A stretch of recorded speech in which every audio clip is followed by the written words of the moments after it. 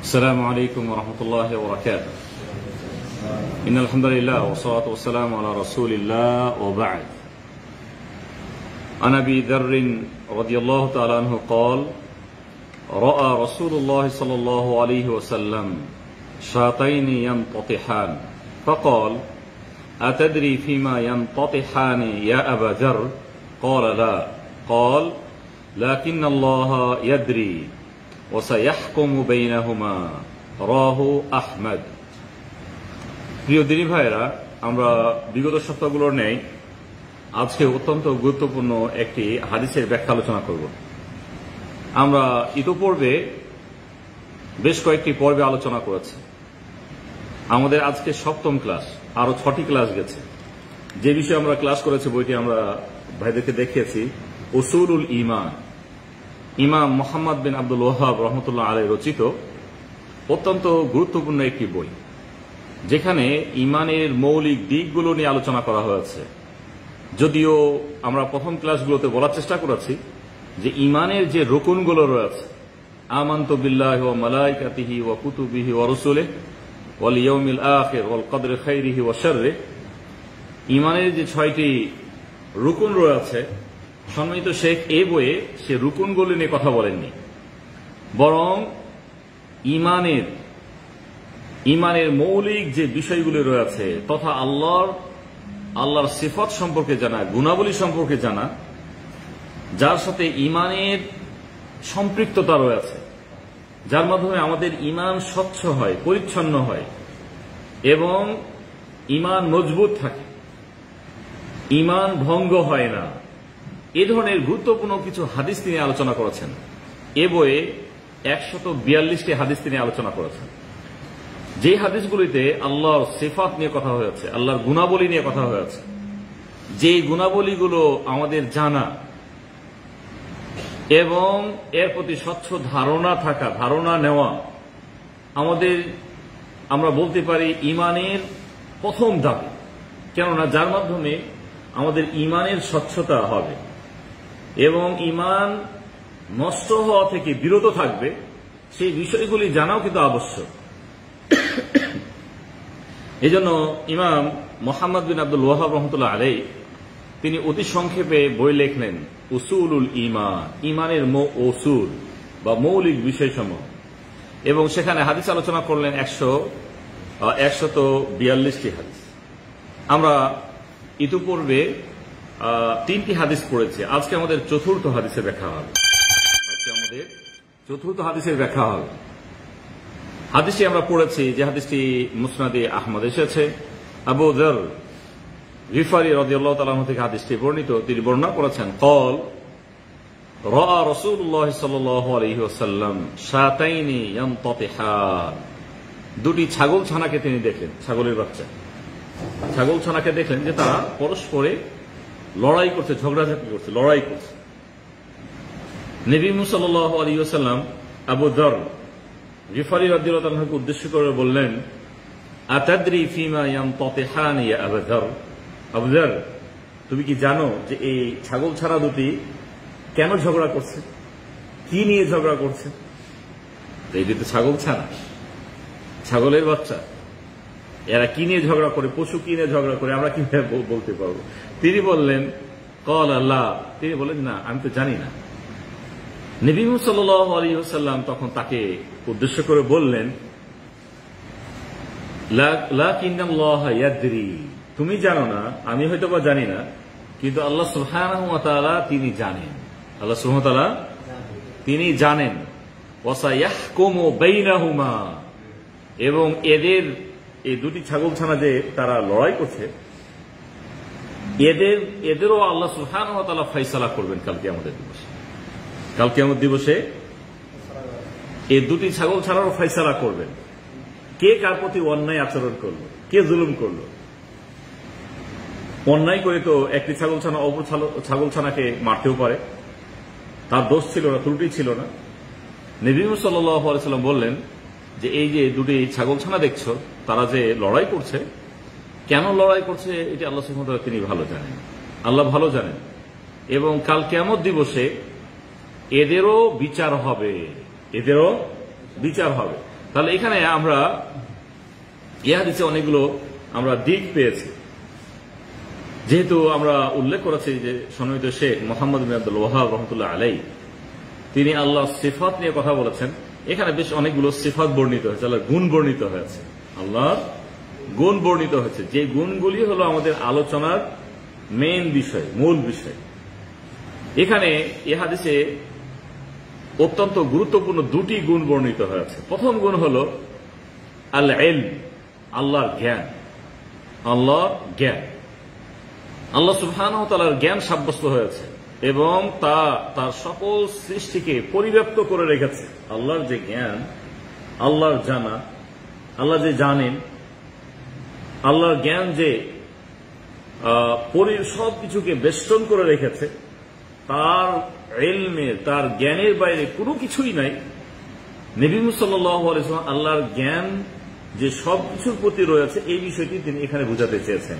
তাহলে আল্লাহর জ্ঞান সংক্রান্ত আমরা বিষয়টি জানতে পেরেছি, এটি আল্লাহর একটি গুণ, আল্লাহর গুণ। আল্লাহ সুবহানাহু ওয়া তাআলা সবকিছু জানেন, আল্লাহ সুবহানাহু ওয়া তাআলা সবকিছু জানেন এবং তার জানা, তার অজানা কোনো বিষয়। এই জন্য আমরা যখন বিশেষ করে আমাদের ভাগ্যের বিষয়ে কথা বলি, এই ক্ষেত্রে কিন্তু অনেকে ভুল করে, ভাগ্য নিয়ে, যে আমার ভাগ্যে কি আছে না আছে আল্লাহ তাআলা লিপিবদ্ধ করলেন, কিভাবে লিপিবদ্ধ হলো ইত্যাদি বিষয়গুলো কথা বলা হয়। বরং আমাদেরকে খুব ভালো করে জানতে হবে, আল্লাহ সম্পর্কে জানতে হবে। এই জন্য আল্লাহ সম্পর্কে জানতে যে আল্লাহর জ্ঞান সম্পর্কে আমাকে জানতে হবে। আল্লাহ সুবহানাহু ওয়া তাআলা সবকিছু তিনি জানেন, কিয়ামত পর্যন্ত কি হবে, কিভাবে হবে, কখন হবে। এখনো দুনিয়াতে আমরা আসিনি, হয়তো যারা আসেন, এখনো দুনিয়াতে যারা আসেনি তারা কখন আসবে, কি করবে, কতদিন থাকবে, আল্লাহ সুবহানাহু ওয়া তাআলা তিনি জানেন না? তিনি অবশ্যই জানেন। আমাদের ভাগ্য লিপিবদ্ধ হয়েছে আল্লাহর ইলমের ভিত্তিতে। আল্লাহ জানেন বিধায় লিপিবদ্ধ করেছেন, আল্লাহ জানেন বিধায় লিপিবদ্ধ করেছেন। এমনটি নয় যে আল্লাহ সুবহানাহু ওয়া তাআলা যার জন্য জাহান্নাম লিপিবদ্ধ হয়েছে আল্লাহ তাআলা জোর করে তাকে জাহান্নামী বানিয়ে দিয়েছেন, এমনটি কি? এমনটি না, এমনটি না। তার বিপদ আসবে, আল্লাহ সুবহানাহু ওয়া তাআলা এই বিপদটি তাকে জোর করে তিনি লিপিবদ্ধ করেছেন, না, এই ধরনের বলা যাবে না। হ্যাঁ, কিছু পরীক্ষা তো আল্লাহ সুবহানাহু ওয়া তাআলা দেন, বিপদ দেন, ওটি ভিন্ন একটি বিষয়। কিন্তু আল্লাহ সুবহানাহু ওয়া তাআলা তার বান্দাকে তিনি জাহান্নামী আর জান্নাতি আগে থেকে বানিয়ে রেখেছেন, আর জাহান্নামী হয়ে যাবে, জান্নাতি হবে, বিষয়টি এমনটি না। বরং তার প্রচেষ্টার ভিত্তিতে হবে। আল্লাহ তাআলা সকলকে সৃষ্টি করেছেন, তার বিবেক বুদ্ধি দিয়েছেন এবং এই বিবেক বুদ্ধিকে যে খাটাবে, আল্লাহ সুবহানাহু ওয়া তাআলার যে হকুক রয়েছে, তার যে অধিকার রয়েছে, অধিকারগুলো মেনে নেবে, অধিকার মেনে নেবে, আল্লাহ অনুগ্রহ করবেন তার প্রতি, সে জান্নাতি হবে। যে অস্বীকার করবে সে জাহান্নামী হবে, এ ধরনের আয়াত কিন্তু অনেক সূরা দাহর খুললে বা সূরা ইনসান খুললে আমরা পেয়েছি। ইন্না হাদাইনাহুস সাবিলা ইম্মা শাকিরা ওয়া ইম্মা কাফুরা। আল্লাহ তাআলা বলেছেন যে আমি তো সৃষ্টি করেছি, এখন শুকরগুজার করা, আল্লাহ কৃতজ্ঞতা প্রকাশ করা, দিন মানা অথবা দিন না মানা, এটি একান্ত তোমার স্বাধীনতা, এটি তোমার স্বাধীনতা। ইচ্ছে করলে মানতে পারে, ইচ্ছে করলে নাও মানতে পারে। যাই হোক, আমরা দূরে চলে গেছি। আল্লাহ সুবহানাহু ওয়া তাআলা সবকিছু জানেন। তাহলে আমাদের মূল বিষয় কি ছিল? আল্লাহ সুবহানাহু ওয়া তাআলা তার ইলমের বেষ্টনীতে সবকিছু রয়েছে। এজন্য এখানে ইমাম মুহাম্মদ বিন আব্দুল ওয়াহাব রাহমাতুল্লাহ আলাইহি যে হাদিসটি এখানে উল্লেখ করেছেন, এখানে আল্লাহর যে গুণ, আল্লাহর গুণ, প্রথম গুণ হল আল্লাহ সুবহানাহু ওয়া তাআলা জ্ঞান ব্যাপক, তার জ্ঞানের বেষ্টনীতে সবকিছু রয়েছে। এই মর্মে আমরা দুই একটি আয়াত পড়তে পারি, তাহলে আমাদের কাছে খুব আরো সহজ হবে, বিষয়টি বুঝতে পারবো আমরা। আল্লাহ তাআলা বলছেন, ইয়ালামু মা ইয়ালিজু ফিল আরদ ওয়া মা ইয়াখরুজু মিনহা ওয়া মা ইয়ানজিলু মিনাস সামাই ওয়া মা ইয়ারুজু ফিহা। আল্লাহ সুবহানাহু ওয়া তাআলা বলেছেন, তিনি জানেন জমিনে যা প্রবেশ করে এবং জমিন থেকে যা নির্গত হয় এবং আসমান থেকে যা নাজিল হয় এবং তাতে যা উত্থিত হয়, যা উঠে, যা নামে, জমিনে যা, সবকিছু আল্লাহ সুবহানাহু ওয়া তাআলা, এক কথাতে আল্লাহ সুবহানাহু ওয়া তাআলা সবকিছু জানেন। ওয়া ইনদাহু মাফাতিহুল গায়ব, আল্লাহর নিকট রয়েছে অদৃশ্যের চাবিকাঠি। লা ইয়ালামুহা ইল্লা হু, আল্লাহ ছাড়া কেউ জানেন ইলমের চাবিকাঠি। এমনকি আমরা আমাদের বিষয়, আগামীকালকে কি খাবো, কোথায় যাব, কিভাবে যাব, এখন পর্যন্ত আমরা জানি না।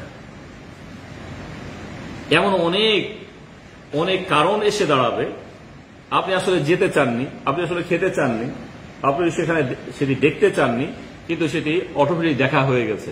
আমরা কেউ জানি না আজকে এই অবস্থাতে আছি, এই অবস্থাতে আছি, কালকে কি করব, কালকের বিষয়টা আমরা জানি না। আল্লাহ সুবহানাহু ওয়া তাআলা তার কাছে এই অদৃশ্যের খবরও কিন্তু রয়েছে। এমনকি একটি পাতা পড়ে, এটি তার অনুমতিক্রমে পড়ে, মানে তিনি জানেন বিষয়টি, তিনি জানেন।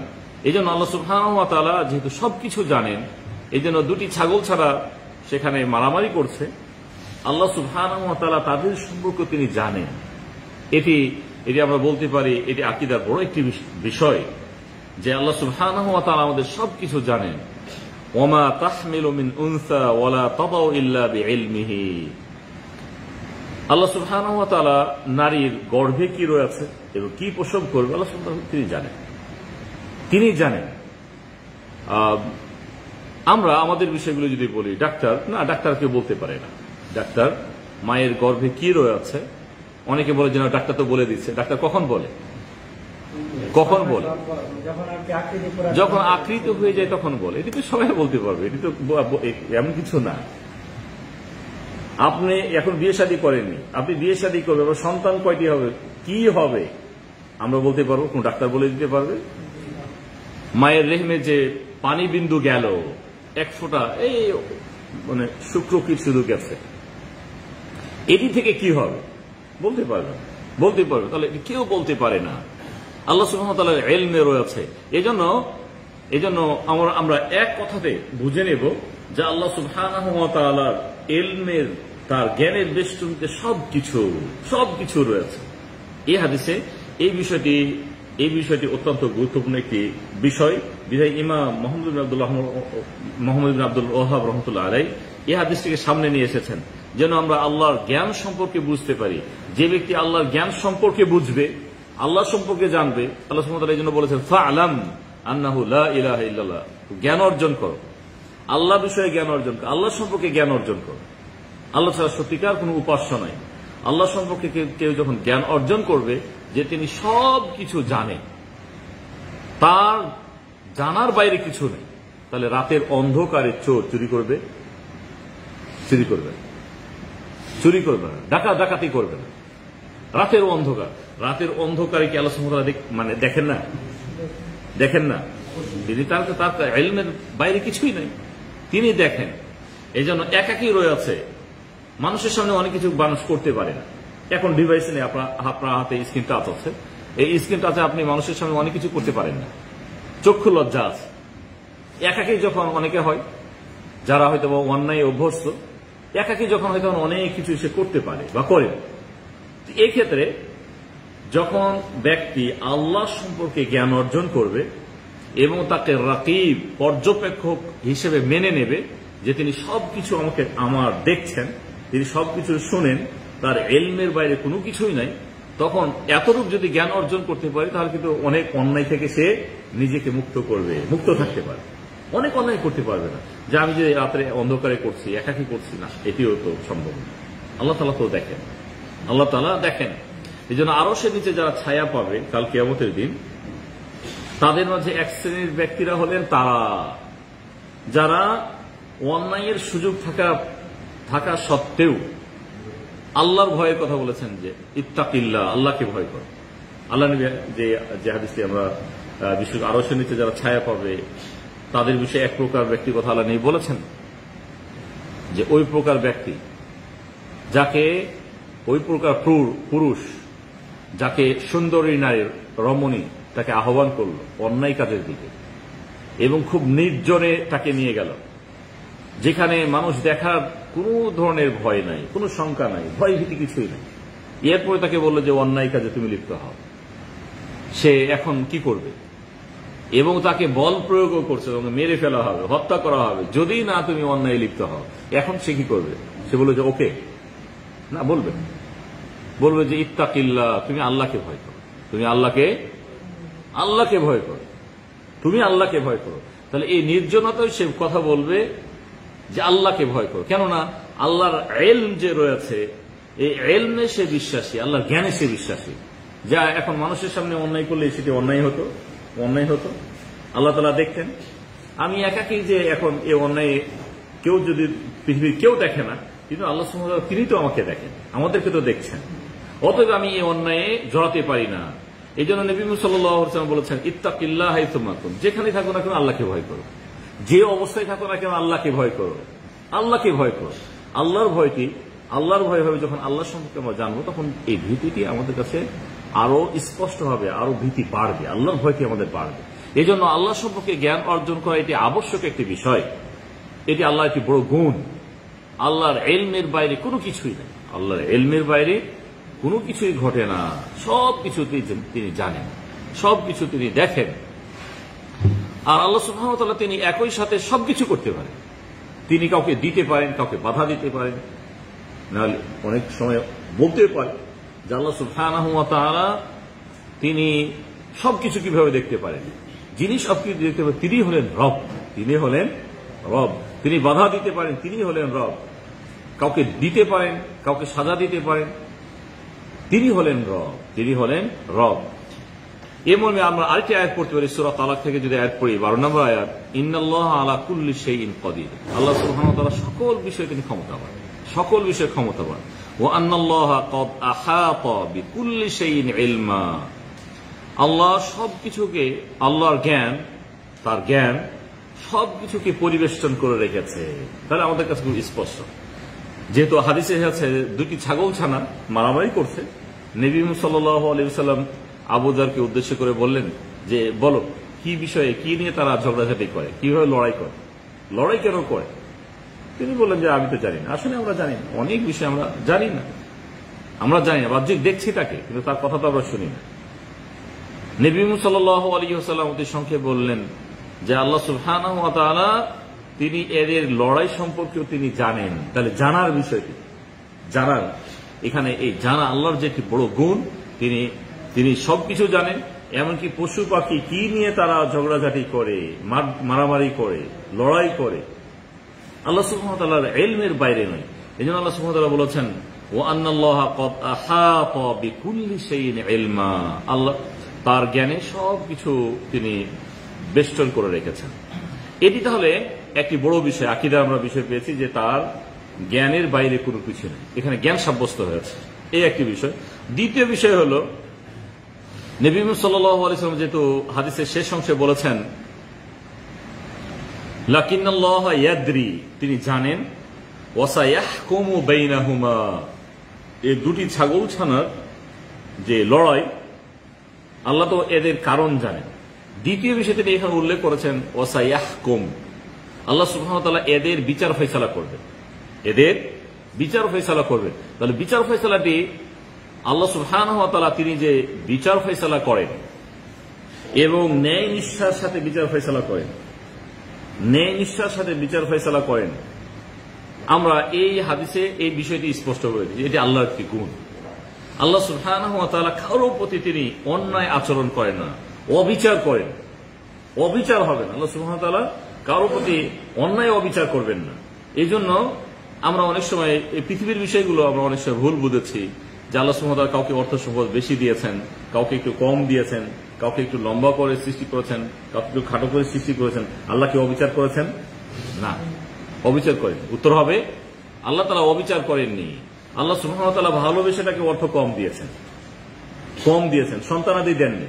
এমনও হতে পারে সন্তানাদি তাকে দেননি, আল্লাহ তাআলা তাকে ভালোবেসে দিয়েছেন এবং পরীক্ষা নিরীক্ষার জন্য তাকে দিয়েছেন, দেননি। আল্লাহ তাআলা তাকে ভালোবেসেই দেননি, পরীক্ষা নিরীক্ষার জন্যই তাকে দেননি।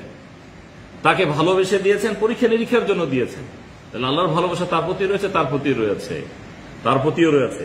যেহেতু এটি পরীক্ষার ক্ষেত্র, আল্লাহ সুবহানাহু ওয়া তাআলা পরীক্ষা করবেন তার বান্দাকে এবং পরীক্ষার এই পুরস্কার দেবেন, এজন্য আল্লাহ সুবহানাহু ওয়া তাআলা তারতম্য করেছেন। কাউকে অর্থ সম্পদ বেশি বাড়িয়ে দিয়েছেন, কাউকে কমিয়ে দিয়েছেন। যদি সকলকে সমান সমান দেওয়া হতো, সবাই যদি সমান সমান পেত, তাহলে সবাই কিন্তু ফিতনা ফাসাদে ভরে দিত। আল্লাহ তাআলা অন্য আয়াতে তিনি বলেছেন, ওয়ালাউ বাসাতাল্লাহু রিজকা লিইবাদিহি লাবাগাউ ফিল আরদ, যে আল্লাহ সুবহানাহু ওয়া তাআলা যদি অর্থ সম্পদ অঢেল দিতেন, সবাকে অঢেল দিতেন, তাহলে দুনিয়াতে তারা ফিতনা সৃষ্টি করত। যাদের অর্থ সম্পদের জন্য বেশি দুনিয়াতে, তারা ফিতনাকারী বেশি। আপনি বলবেন যে অর্থ সম্পদ বলে আমি ভালো হয়ে যাব। আজকে মসজিদের কাতার ধরতে পারছেন, অর্থ সম্পদ বলে কাতারও খুঁজে পেতাম না। দেখতে পাচ্ছি তো আজকে আমরা যে যাদের অর্থ সম্পদ বেশি আছে তারা মসজিদের কাতারে, তাদেরকে আমরা পাই না। অনেক ক্ষেত্রে, সবার ক্ষেত্রে আমরা বলছি না, এটি আবার আমরা বলবো না, অনেক ক্ষেত্রে যাদের নাই তাদেরকেও কাতারে খুঁজে পায় না, যেটি আমরা অধিকাংশ এই বিষয়টি বলতে চেয়েছি। যাই হোক না কেন, আল্লাহ সুবহানাহু ওয়া তাআলার এখানে দ্বিতীয় গুণ সাব্যস্ত হয়েছে, তিনি হলেন হাকিম, তিনি হলেন বিচারক, ন্যায় বিচারক, এবং এই ক্ষেত্রে তার আদল, ন্যায় নিষ্ঠা তিনি প্রতিষ্ঠা করবেন। কারোর প্রতি অন্যায় অবিচার করবেন না, কোনো অবস্থাতে কারোর প্রতি অন্যায় করবেন না, কেননা তিনি হলেন ন্যায় নিষ্ঠাবান। এখানে তাহলে এটি বড় একটি আল্লাহর গুণ, কেননা নবী সাল্লাল্লাহু আলাইহি ওয়াসাল্লাম সাথে সাথে তিনি বলেছেন ওয়াসায়াহকুমু বাইনাহুমা, এই দুটি ছাগল ছানার মাঝে কিন্তু আল্লাহ তাআলা কাল কিয়ামতে বিচার কায়েম করবেন, তাদের ফয়সালা করবেন।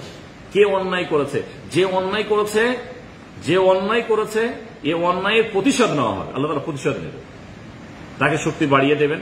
কেননা আমরা খুব ভালো করে জানি, বিশেষ করে যে পশুরা, বিশেষ করে কখনো গরু ছাগল হতে পারে, মহিষ হতে পারে, উট হতে পারে, পরস্পরে যখন দ্বন্দ্ব করে, একটি পশু যদি অপর পশুর উপর অত্যাচার করে, অন্যায়ভাবে যদি তার সাথে লড়াই করে, তাহলে এর প্রতিশোধ কাল কিয়ামতের দিন নেওয়া হবে। আল্লাহ তাআলা তার প্রতিশোধ নেবেন, তাকে শক্তি বাড়িয়ে দেওয়া হবে, যে পরিমাণ সে কষ্ট দিয়েছিল সেই কষ্টটুকু সেও দেবে, এবং পরক্ষণে যেহেতু তাদের জন্য জান্নাত জাহান্নাম কিছুই নাই, যেহেতু অন্যায় ঘটেছিল, এই অন্যায়ের অন্তত ফয়সালাটি আল্লাহ তাআলা করবেন। এই জন্য নবী সাল্লাল্লাহু আলাইহি ওয়াসাল্লাম এখানে বিশেষভাবে উল্লেখ করলেন যে আল্লাহর আরেকটি বড় গুণ হল তিনি হলেন হাকিম। আলাইসাল্লাহু বিআহকামিল হাকিমিন, আল্লাহ সুবহানাহু ওয়া তাআলা কি সর্ববিজ্ঞ বিচারকদের তিনি বিজ্ঞ বিচারক নন, সবচেয়ে তিনি বড় বিচারক আল্লাহ সুবহানাহু ওয়া তাআলা, এবং ন্যায় নিষ্ঠার সাথে তিনি বিচার করেন। এ মর্মে যথেষ্ট আয়াত রয়েছে, আল্লাহু ইয়াহকুমু বাইনাকুম ইয়াওমাল কিয়ামা ফীমা কুনতুম ফীহি তাখতালিফুন, তোমরা যে বিষয়ে মতবিরোধ করো, কিয়ামত দিবসে আল্লাহ সুবহানাহু ওয়া তাআলা তোমাদের মাঝে কিন্তু বিচার মীমাংসা তিনি করে দিবেন, ফয়সালা তিনি করবেন। সূরা হজের 69 নম্বর আয়াত। একইভাবে আমরা সূরা ইউনুস পড়লেও দেখতে পাবো আল্লাহ সুবহানাহু ওয়া তাআলা কাল কিয়ামতের দিন তিনি ন্যায় নিষ্ঠার সাথে বিচার করবে। বরং আমাদের সৃষ্টি হয়েছে, আল্লাহ সুবহানাহু ওয়া তাআলা আমাদেরকে সৃষ্টি করেছেন, এবং সৃষ্টির যে লক্ষ্য উদ্দেশ্যগুলো রয়েছে তার ওয়াদা, তার মাঝে আল্লাহ সুবহানাহু ওয়া তাআলা আমরা তার কাছে ফিরে যাব, এবং এই সৃষ্টিতে আমাদের হয়েছে যে আল্লাহ সুবহানাহু ওয়া তাআলা আমাদের মাঝে তিনি ন্যায় নিষ্ঠার আচরণটি, বিচার ফয়সালাটি তিনি কায়েম করবেন। এই মর্মে সূরা ইউনূসে আমরা আয়াত পড়তে পারি, আল্লাহ তাআলা বলেছেন ইলাইহি মারজিউকুম জামিআ, তোমরা সবাই আল্লাহর কাছে ফিরে যাবে। ওয়াদাল্লাহি হাক্কা, আল্লাহর ওয়াদা তো সত্য। ইন্নাহু ইয়াবদাউল খালকা সুম্মা ইউঈদুহু, তিনি সৃষ্টি করেছেন এবং সকল কিছু তার কাছে ফিরে যাবে। এরপর তিনি বলেছেন লিয়াজজিয়াল্লাযীনা আমানু, আল্লাহ তাআলা এজন্য যে যারা ঈমানদার তাদেরকে আল্লাহ সুবহানাহু ওয়া তাআলা প্রতিবদলা দেবেন। ওয়া আমিলুস সালিহাত, ঈমান এনেছে এবং আমল করেছে তাদেরকে তিনি প্রতিবদলা দেবেন। বিল কিসত, এখানে আরেকটি বিষয় গুরুত্বের সাথে আমরা বলতে পারি, আল্লাহ তাআলা বলেছেন বিল কিসত, ন্যায় নিষ্ঠার সাথে। আল্লাহ তাআলা তাহলে মুমিনদেরকে প্রতিদান দেবেন, তাদের মাঝে ফয়সালা হবে, তিনি এই ফয়সালা করবেন ন্যায় নিষ্ঠার সাথে। কারো প্রতি তিনি বিন্দু অন্যায় করবেন না, অন্যায় কারো ক্ষেত্রে ঘটবে না। আল্লাহ সুবহানাহু ওয়া তাআলা যদি কাউকে ক্ষমা করে দেন, এটিও তিনি ন্যায় নিষ্ঠার ভিত্তিতে ক্ষমা করবেন, তিনি তার হকদার ছিলেন। এই জন্য আল্লাহ সুবহানাহু ওয়া তাআলা অনুগ্রহ করে তাকে ক্ষমা করে দেবেন, অনুগ্রহ করে তাকে ক্ষমা করবেন। এই ক্ষেত্রে তিনি স্বাধীনও বটে, তিনি স্বাধীন। এই জন্য আমরা বলবো আল্লাহ সুবহানাহু ওয়া তাআলা যেহেতু অন্যায় করবেন না, এই মর্মে যথেষ্ট হাদিস আমরা পেয়েছি। আবু যার রাদিয়াল্লাহু আনহু থেকে হাদিস বর্ণিত হয়েছে, যে হাদিসটি হাদিসে কুদসি। নবী সাল্লাল্লাহু আলাইহি ওয়াসাল্লাম বলেছেন, আল্লাহ তাআলা বলেছেন ইয়া ইবাদি, হে আমার বান্দারা, ইন্নী হারামতু যুলমা আলা নাফসি, আমি আমার প্রতি অত্যাচার করাকে, জুলম করাকে হারাম করে ফেলেছি। আল্লাহ সুবহানাহু ওয়া তাআলা বলেছেন যে অত্যাচার করা, জুলম করা, এটি আমার জন্য হারাম, আমি কারোর প্রতি অন্যায় আচরণ করব না, জুলম করব না। আল্লাহর ক্ষেত্রে জুলম সংঘটিত হবে না। আল্লাহ কারোর প্রতি তিনি অন্যায় অবিচার করবেন না। এই জন্য একটি পশু আরেকটি পশুকে মেরেছে, তাহলে এখানে একটু অন্যায় হয়ে গেছে, এটা অন্যায় ভাবে সেটা কিছুই করে, মানে স্বাভাবিক ছিল। পশুদের অবস্থা তো আমরা এইভাবে দেখি যে দুটি পশু একসাথে ওই চলে বেড়াচ্ছে, হঠাৎ করে একটি পশু আরেকটি পশুকে এক গুঁতা দিল, তার সাথে লড়াই করলো, অনেক সময় তাকে ক্ষতিগ্রস্ত করলো, এমনটি হয়েছে হঠাৎ করে, স্বাভাবিকভাবে হয়েছে। যেহেতু তার বল ছিল, শক্তি ছিল, বল প্রয়োগ করেছে, এটি যেহেতু অন্যায় হয়েছে, আল্লাহর সৃষ্টি, আল্লাহ সুবহানাহু ওয়া তাআলা এরও তিনি বিচার ফয়সালা করবেন। এই ক্ষেত্রে আমরা স্পষ্ট হতে পেরেছি আল্লাহ সুবহানাহু ওয়া তাআলা যদি পশু পাখি পশুদের বিচার করেন, আমরা যারা মানুষ একজন অপরজনের প্রতি যদি অন্যায় আচরণ করি, যাদের জন্য জান্নাত এবং জাহান্নাম রয়েছে, তাহলে তাদের ক্ষেত্রে কি হবে? তাদের ক্ষেত্রে ন্যায় নিষ্ঠা, আল্লাহর যে ন্যায় নিষ্ঠার আচরণ, এটি আর অধিক হবে, যে তাদের যে হক, সে হক পূর্ণ দেওয়া হবে। এই জন্য কেউ যদি জোর করে একটা চড় মেরে দেয়, এটিরও তার ফয়সালা করা হবে, বিচার নেওয়া হবে। কেউ যদি গালি দিয়েছে, তিরস্কার করে, সবগুলোর কিন্তু বিচার হবে। আর এই বিচার কিন্তু ভয়ঙ্কর বিচার। কেননা আল্লাহ সুবহানাহু ওয়া তাআলা যখন বলেছেন যে আমি আমার জুলম করাটিকে আমার নিজের উপর হারাম করে নিয়েছি, এবং সাথে সাথে তিনি বলেছেন ওয়া জাআলতুহু বাইনাকুম মুহাররামা, এবং তোমাদের মাঝে অন্যায় আচরণ করাকেও কিন্তু আমি হারাম ঘোষণা করেছি। তোমরা একজন অপরজনের প্রতি জুলম, অন্যায় এটি করতে পারো না, এটি তোমাদের জন্য আমি হারাম করেছি। আমি যখন আমার উপর জুলম করাকে হারাম করেছি, তোমাদের উপর হারাম করে দিলাম, তোমরাও কারোর প্রতি অন্যায় আচরণ করবে না। অতএব ফালা তাযালামু, তোমরা পরস্পরের উপর কখনো অবিচার করো না, অন্যায় করো না, অত্যাচার করো, জুলম করো না। আল্লাহ তাআলা সেটি পরস্পরের মাঝে তিনি হারাম ঘোষণা করেছেন। তাহলে এখান থেকে আমরা আরো বিশেষভাবে বুঝতে পেরেছি যে আল্লাহ সুবহানাহু ওয়া তাআলা পশু পাখির যখন তিনি বিচার করবেন, মানুষেরও তিনি এই কেউ যদি কারোর প্রতি অন্যায় করে, তাহলে তার বিচার তিনি করবেন। এই মর্মে প্রসিদ্ধ যে হাদিসটি রয়েছে, আল্লাহ নবী বলেছেন আতাদরুনা মানিল মুফলিস, তোমরা কি জানো যে পরকালে নিঃস্ব কে হবে? নিঃস্ব কাকে বল? আল্লাহ নবী একদা জিজ্ঞেস করলেন যে পরকালে নিঃস্ব যারা, অভাবী যারা, যাদের কিছুই নেই, তাদেরকে তোমরা জানো? তারা কারা হবে? সাহাবাগণ বললেন যে যার অর্থ সম্পদ নেই তারাই তো হয়তো নিঃস্ব হবে। নবী মুহাম্মদ সাল্লাল্লাহু আলাইহি ওয়াসাল্লাম বললেন না, তাদের কথা বলছি না, বরং নবী মুহাম্মদ সাল্লাল্লাহু আলাইহি ওয়াসাল্লাম বললেন যে কেউ কারোর প্রতি অত্যাচার করবে দুনিয়াতে, এবং কাল কিয়ামতের দিন একটি দুনিয়াতে চড় মেরেছিল, গালি দিয়েছিল, কারো অর্থ সম্পদ নিয়েছিল, এগুলোর প্রতিবদলা কাল কিয়ামতের দিন আল্লাহ সুবহানাহু ওয়া তাআলা নেবেন। কিভাবে নেবেন? প্রথম হলো যে অন্যায় করেছে, যখন সে অন্যায় করেছে আল্লাহ সুবহানাহু ওয়া তাআলা তার পক্ষ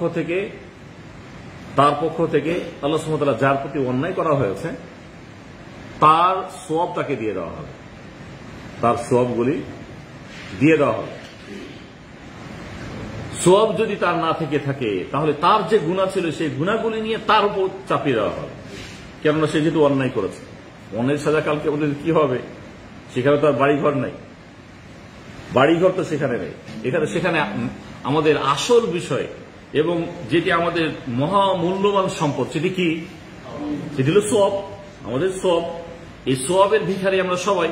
এই জন্য কালকে আমাদের সবাই কিন্তু নাফসি নাফসি করবে। কালকে আমাদের অবস্থা হবে নাফসি নাফসি, আমার নিজেকে বাঁচাতে হবে। এই জন্য আমরা খুব ভালো করে জানি যে মা তার সন্তানকে ছেড়ে পলায়ন করবে, মা, যেটি আমরা কল্পনা করতে পারি, দুনিয়াতে কল্পনা করতে পারি না। ভাই তার ভাইকে ছেড়ে পলায়ন করবে, বাবা তার সন্তানকে ছেড়ে পলায়ন করবে। এখানে মুফাসসিরগণ বলেছেন যে এই পলায়ন করার ঘটনাটি কেন? মা তার সন্তানকে ছেড়ে পালাবে কেন? মা এই জন্য পালাবে, এটি একটি বড় কারণ হতে পারে যে কাল কিয়ামতের দিন তার সওয়াবের অধিক প্রয়োজন। যদি সন্তানের সে পরিচয় দেয় যে আমি তোমার মা, তুমি আমার সন্তান, তাহলে সন্তানের প্রয়োজন হলো সওয়াবের। মাকে বলবে তোমার সওয়াবগুলো আমাকে কিছু দিয়ে দাও, তোমার সবগুলি আমাকে দিয়ে দাও, তারই তো সবের বেশি প্রয়োজন। কেননা এমন তো দিন নয় যে এখানে না খেয়ে থেকে গেলাম, ছেলেকে খাওয়াইয়ে দিলাম। দুনিয়ার অবস্থা আমি খাবো না, ছেলেকে খাওয়াইলাম। সন্তানকে কিছু খাওয়াই দিলাম, বিষয়টি এমনটি তো না, বরং অনন্তকাল আমাকে থাকতে হবে। এখানে অনন্তকালের সুখ রয়েছে, অনন্তকালের কষ্ট রয়েছে। এই জন্য আসল যে বিষয় পরকালের সেটি হচ্ছে সোয়াব। সোয়াব কেউ কাউকে দেবে না, কেউ কাউকে যতই তার সম্পর্কের ক্ষেত্রে অধিক সম্পর্ক, একজন স্বামী তার স্ত্রীকে দেবে না, স্ত্রী তার স্বামীকে দেবে না, সন্তান পিতাকে দেবে না, পিতা তার সন্তানকে দেবে না, মা তার ছেলে মেয়েকে দেবে না, না, এটি হবে না। এই জন্য যে অন্যায় করবে, অন্যায়ের ফল যেহেতু অন্যায় সে করেছে, তার সবগুলি নিয়ে তাকে দিয়ে দেওয়া হবে। অন্যায় করেছে তুমি, নাও সব, তোমার সবগুলো কেটে যাবে, কেটে তাকে দিয়ে দেওয়া হবে। যদি তার সওয়াব না থেকে থাকে, যে অন্যায় করেছিল, তাহলে কি হবে? তাহলে তার যে গুনাহগুলি ছিল সেই গুনাহগুলি তার উপর চাপিয়ে দেওয়া হবে, তার উপর চাপিয়ে দেওয়া হবে। আল্লাহ সুবহানাহু ওয়া তাআলা যখন তার গুনাহ চাপিয়ে দেবেন, সে নিঃস্ব হয়ে যাবে, তার কিছুই থাকবে না। এমনও হবে যে তার অন্যায়ের পরিমাপটি এত বেশি ছিল, এত অন্যায় সে করেছে, এত অন্যায় করেছে যে তার এই অন্যায়ের ফলে তার সওয়াবগুলো নিঃশেষ হয়ে যাবে, সে এখন নিঃস্ব, তার কিছুই নেই। আল্লাহ তাদের সঙ্গে বলেছেন এরা হলো মুফলিস, তারা হলো নিঃস্ব, অসহায়, তারা কিছুই নাই, তাদের স্থান হবে জাহান্নাম, তাদের স্থান হবে।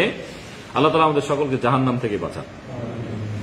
তাহলে পশুদের যে বিচার ফয়সালা, এই মর্মে আমরা সূরা তাকবীর থেকে যদি আয়াত পড়ি, আল্লাহ তাআলা বলেছেন ওয়াইদাল ওহুশ হুশিরাত, আর যখন বন্য পশুগুলোকে আল্লাহ সুবহানাহু ওয়া তাআলা একত্র করবে, বন্য পশুগুলো কিন্তু একত্রিত হবে।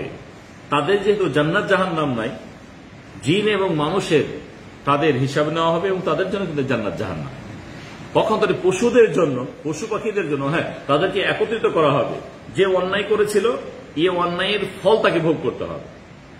যে অন্যায় করে একটি অন্য পশুকে এসে হয়তোবা তার উপর চড়াও হয়েছিল, আল্লাহ সুবহানাহু ওয়া তাআলা তাকে শক্তি দেবেন এবং ওই পরিমাপ সেও শক্তি পেয়ে তার প্রতি তার প্রতিশোধ নেবে। প্রতিশোধ নেওয়ার পরে আল্লাহ সুবহানাহু ওয়া তাআলা সবগুলোকে বিনাশ করে দেবেন, তাদের আর কিছু থাকবে না।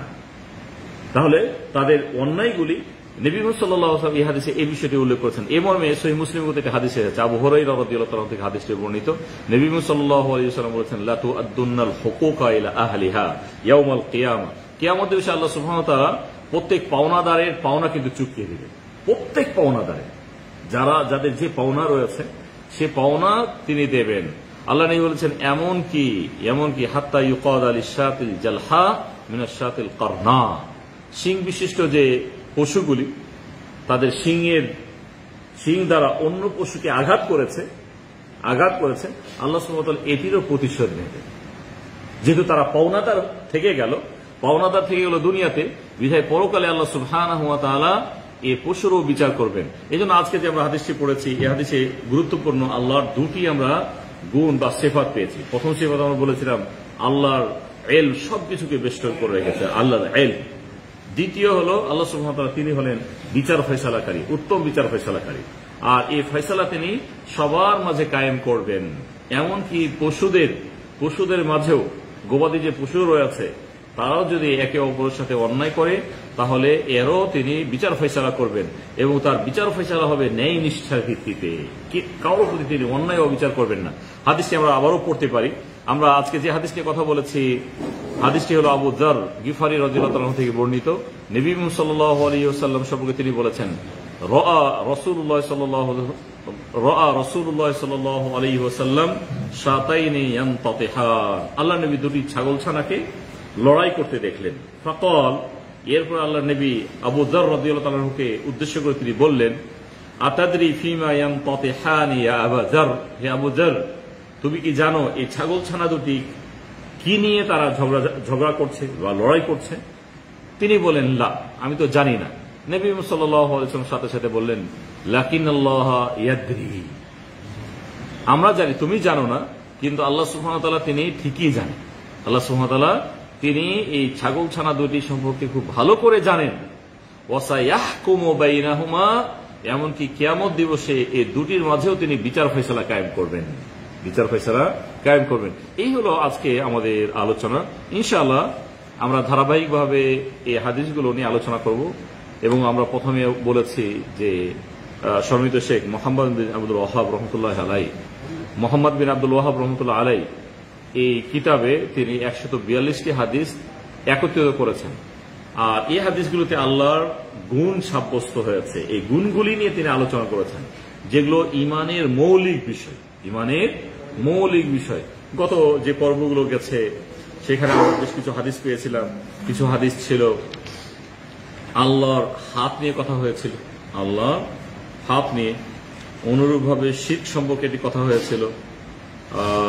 আল্লাহ সুবহানাহু ওয়া তাআলা তিনি নিদ্রা যান না, নিদ্রা না যাওয়াটি আল্লাহ কি গুণ, এই বিষয়গুলো আমাদের কথা হয়েছে। আজকে আমাদের কথা হলো তাহলে আল্লাহর জ্ঞান নিয়ে যে হাদিসটি বর্ণিত হয়েছে এবং তিনি যে বিচার ফয়সালাকারী, এই বিষয়ে আমাদের আজকে কথা হলো। ইনশাআল্লাহ আমরা ধারাবাহিকভাবে ক্লাসগুলো করব। প্রতি শুক্রবার বাদ মাগরিব থেকে এশা পর্যন্ত আমাদের ক্লাসটি হবে। আপনারা সবাই উপস্থিত হবেন এবং অন্য ভাইদেরকে সাথে নিয়ে আসবেন।